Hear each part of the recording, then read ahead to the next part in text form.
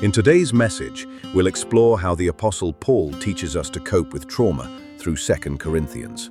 This audiobook-style recording includes subtitles, so you can follow along and absorb the ideas at your own pace. It is adapted from the written article, What Paul Teaches Us About Coping with Trauma, by Luis Cruz Villalobos, published by Faith and Leadership, and shared here as a third-person reflection from his message.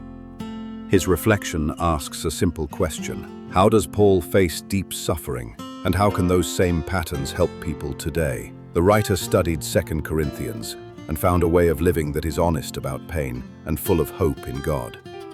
It was during a coffee break in a lecture Luis was giving on resilience and spirituality years ago. One of the participants asked him why he had dedicated himself to the study of post-traumatic coping. He was silent for a moment.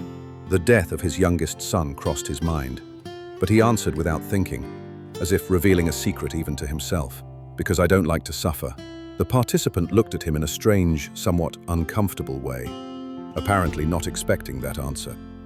Suffering has been defined as the interpretation of pain. It is not the same as pain. It is pain that is incorporated into our emotional and historical matrix and enters our narrative, both personal and social, taking on a meaning of its own, for better or worse. How we write, read, reread, edit, and re-edit our own history of adversity or trauma greatly affects how we suffer from it. As a psychology student, Luis was introduced to the concept of resilience, and a wide field of interest opened for him, personally and academically. As he researched positive coping after traumatic events, he encountered complementary ideas such as hardiness, religious coping, and post-traumatic growth.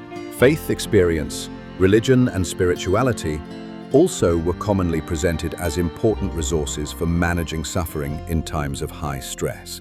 This was true for Luis himself. He expressed, in theological poetry, the experience of his 9-month-old son Maximiliano's prolonged illness and death.